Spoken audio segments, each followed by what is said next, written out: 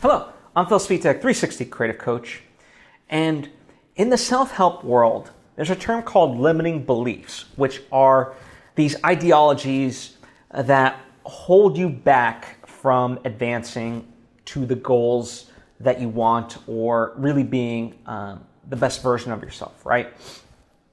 And in this episode, what I want to do is I want to talk about a limiting belief that I see within filmmakers, okay? And before I fully get into it, I want to take the opportunity to invite you to subscribe if you haven't already. That way you get all the various lessons and episodes that I put out right when I put them out. Thank you if you just did, and thank you if you already were. It truly does mean a lot to me, as I hope it does to you. So let's talk about this, right? There's this deep-rooted belief for some reason that more money will yield a better movie. You know, and not everyone thinks this, but a majority seem to. And certainly, from my experience on the level of, when people are just kind of starting out or, not quite there yet, if you will, using those terms broadly, they have this notion that money is the answer, right? And speaking as a director myself, and having studied various films to a great extent, there's certain ones that just wouldn't be what they are with more money. In fact, they would lose their spirit. When I made my first film, Love Market, which is actually available now on Amazon, if you want to look it up, the link is for your convenience in the description, but I digress. Before I made that film, I had studied every director that I respected and their first film because I wanted to make a successful first film. That was my goal. So I studied like El Mariachi, which is Robert Rodriguez's film that he made for $7,000. It's an action movie that he made for $7,000, shot on 35 millimeter film. Insane, right? Following, which is Christopher Nolan's film.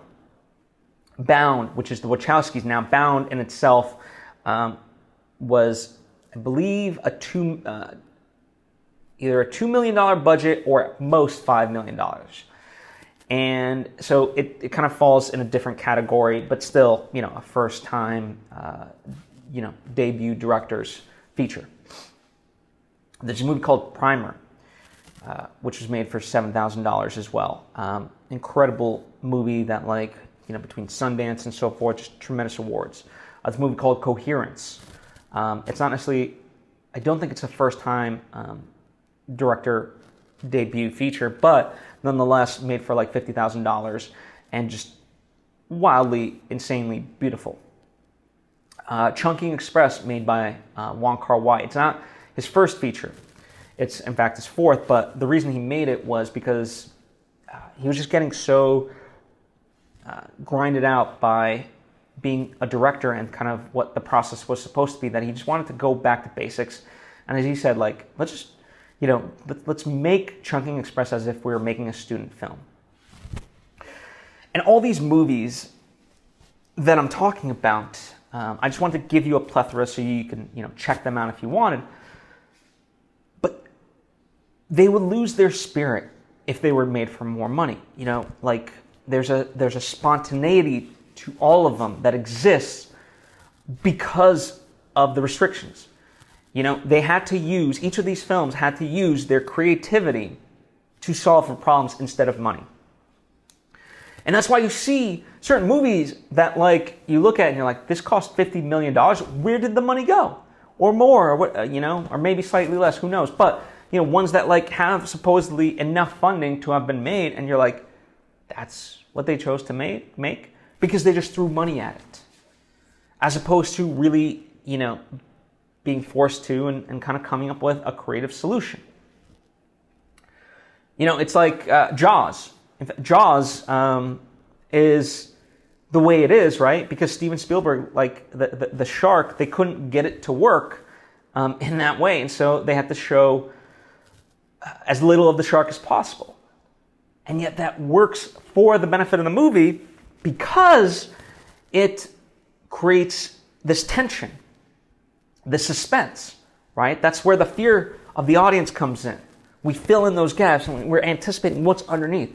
And so by not seeing the shark as much, especially early on, it allows for that. But it wouldn't have happened if Steven Spielberg had gotten his way initially. That was the fix for something that wasn't working. And so whether it's technical limitations or financial limitations, embrace the creative aspect of it, because that's where the genius of your film can really shine. Going into my second feature film, one of the things I'm just convinced, like for me, I really want to allow space for the actors and so forth. I almost call it fictionalized documentary, right? Where there's a script, but I want the characters within each scene to just have as much play and to just be themselves, and the camera just captures it, right? And allowing for that spontaneity and freneticism and so forth, rather than have it be so rigid. And if we had more money, that would also mean a bigger crew, slowing down of things, to set up intricate lighting and all these rigs and so forth. And I'm not interested in that. Not for this movie. The spirit of what this movie is not that. And I'm convinced that what I want to make would not be possible with more people.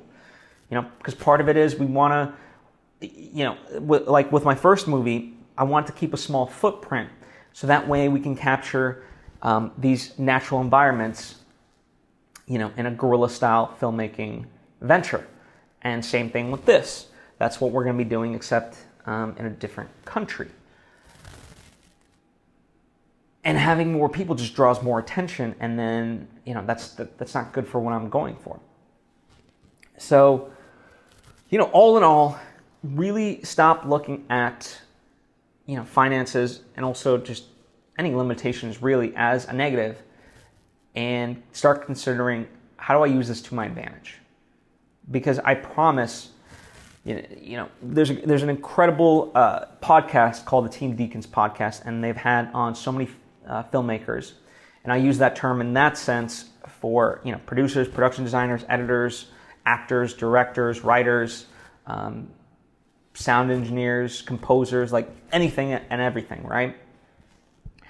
And definitely one through line is that no matter how much money any film has, there's always problems that arise. So thinking that just more money is the solution, it just never works out. Even like Inception, over $100 million movie, you would not believe the problems that they dealt with. In fact, there's a very famous, maybe not as famous, but there's a story that I love that I forget if it was the production designer or something like that. But anyway, the story is that they did a tech scout, and Christopher Nolan and the cinematographer Wally, they loved this Canada location for where the fortress would be, right? That doesn't spoil much, but the snow fortress in the third act, if you're familiar. Anyway, so it's like a go, but then the park ranger, once Chris Nolan and Wally have left, he tells the other people there, oh, you can't drill into the ground. And the reason why this was important and a huge wait, what moment was because they were literally going to construct this fortress on a mountain. And if you can't drill inside the mountain, how are you supposed to have the support base on which to build this fortress, right? You don't have a foundation. And so this poor guy, he's like, what the fuck do I do? It's like, you can't, how do you solve that with more money? You don't, you have to get creative. And ultimately, he thought about it, and what they did was they literally just created, they froze water, creating ice, and use that to, build a foundation into. So really that fortress is held on this ice that could have melted at any moment. It wasn't going to, but it was so cold because to the point that the set dressers, or whatever you want to call them, they would dip their paint and literally just lifting it up to go to paint the wall. The paint had already frozen.